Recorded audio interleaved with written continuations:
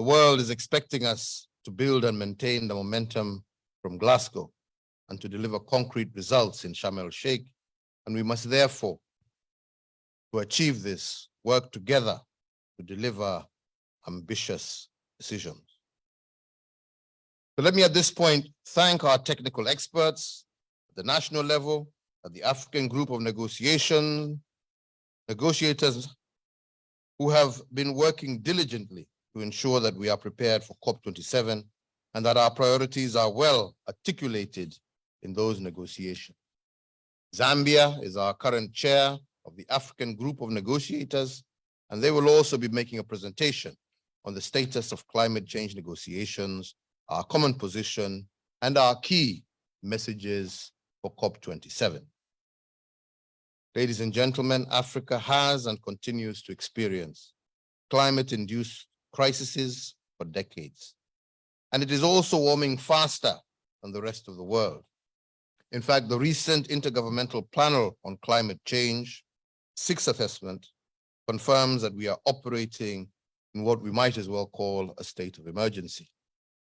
The ongoing drought in the Horn of Africa, cyclones in Mozambique and neighboring Southern African countries, the recent devastating floods that I referred to in South Africa, as well as a locust invasion in 2020, underscore the reality of this emergency.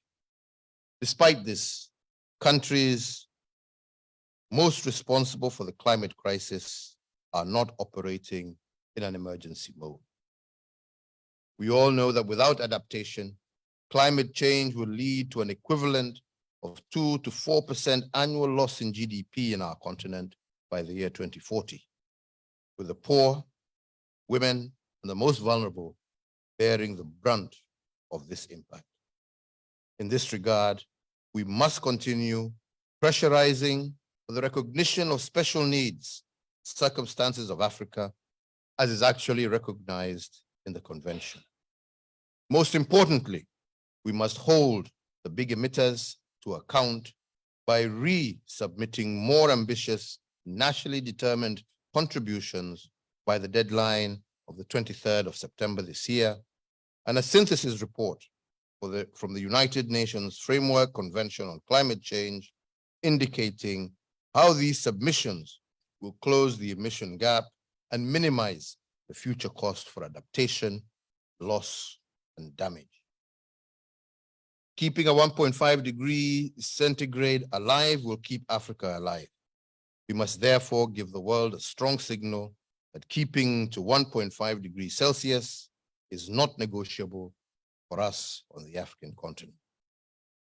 As agreed in Glasgow, ambition in all fronts remain critical to solving the climate crisis. In Sharm el-Sheikh, we must build on and strengthen the commitments of the Glasgow Pact.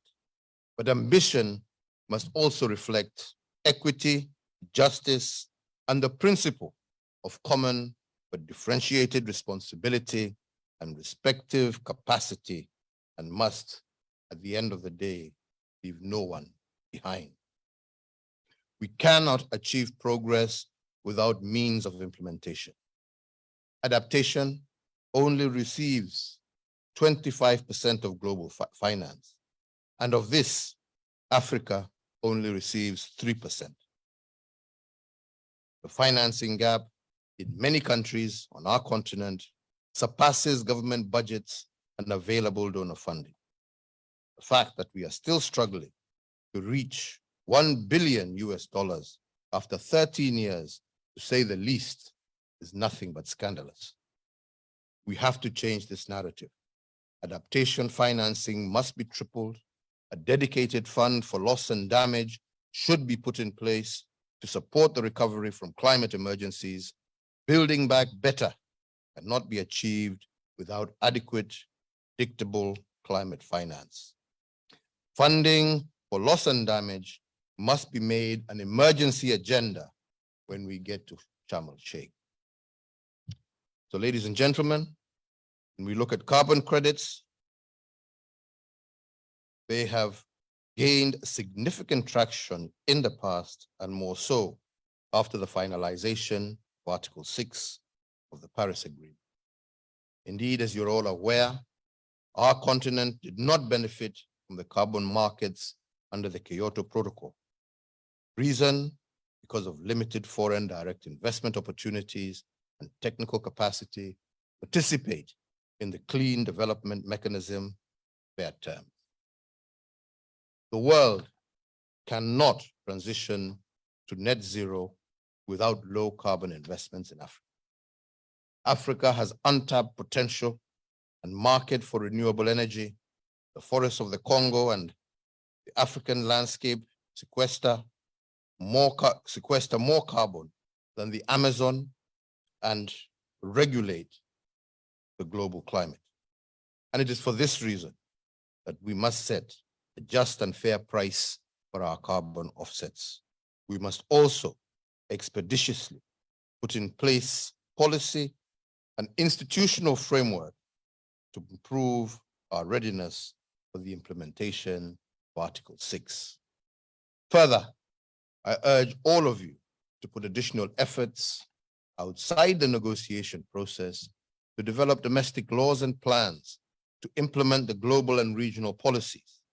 This will include the first African Union Climate Change Resilience Strategy and Action Plan 2022-2032 that is to be launched during this session and which will be our primary document for reference at COP27.